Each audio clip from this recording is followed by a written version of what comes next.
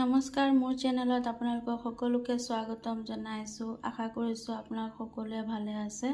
আজি এটা নতুন ৰেচিপিৰ ভিডিঅ' লৈ আহিছোঁ আপোনালোকৰ ওচৰলৈ। মাত্ৰ 3বিধ সামগ্ৰীৰে আপোনালোকক মই আজি এটা ৰেচিপি বনাই দেখাম।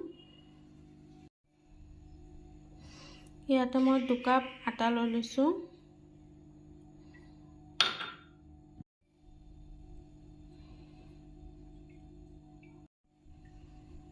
আটাৰ জোখা কাপেৰে মই চেনি লৈ লৈছোঁ আধা কাপ। নিমখ অকণমান দি দিম।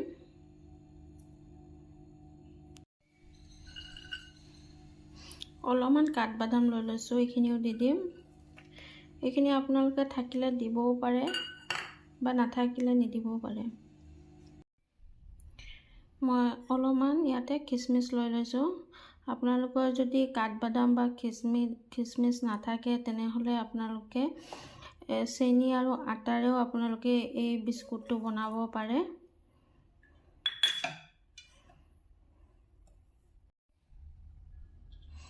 ইয়াতে মই 2 চামুচ ৰিফাইন লৈ লৈছোঁ।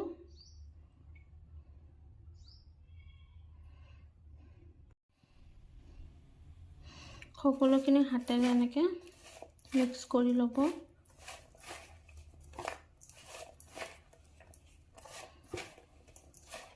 এই বিস্কুটটো খাই বহুতেই টেষ্টি লাগে, আপোনালোকে এবাৰ বনাই চাবচোন।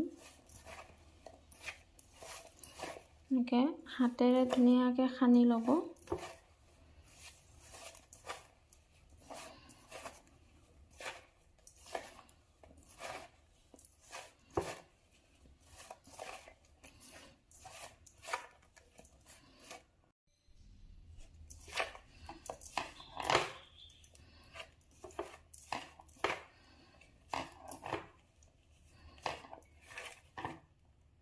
এনেকৈ হাতত মুঠি মাৰি চাব, আপোনালোকে গম পাব যে আটাটো সানা হৈ গৈছে।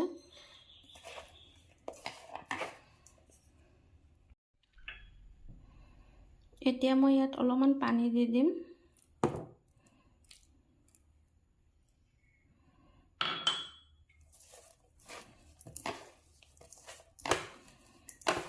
পানী দি আটাখিনি ভালকৈ সানিব।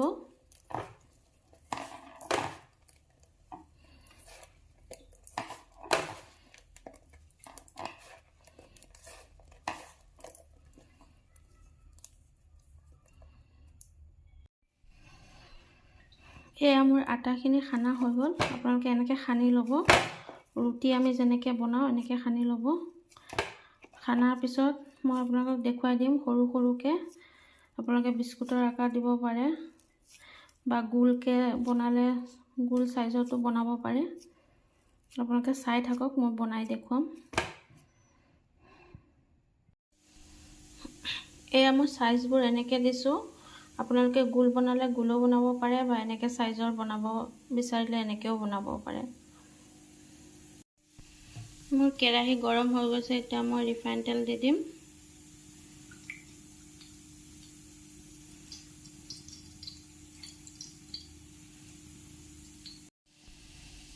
তেলখিনি গৰম হৈছে, মই এটা এটাকৈ ভাজি ল'ম। গেছৰ ফ্লেমটো ল' কৰি দিব।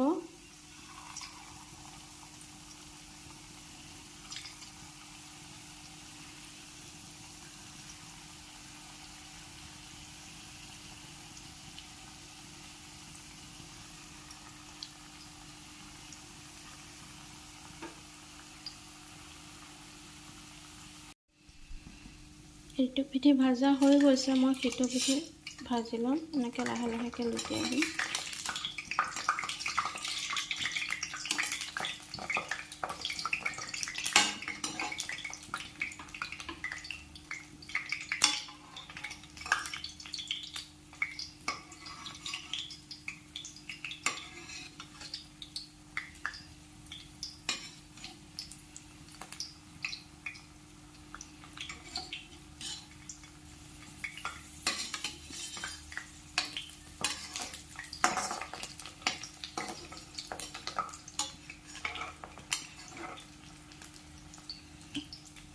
একেবাৰে ল' ফ্লেমত ভাজিব।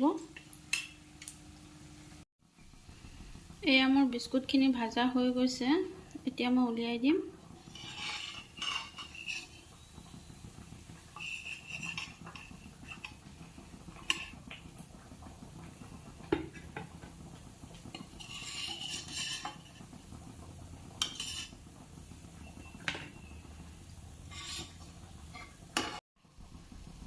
মই বাকী থকাখিনিও ভাজি ল'ম।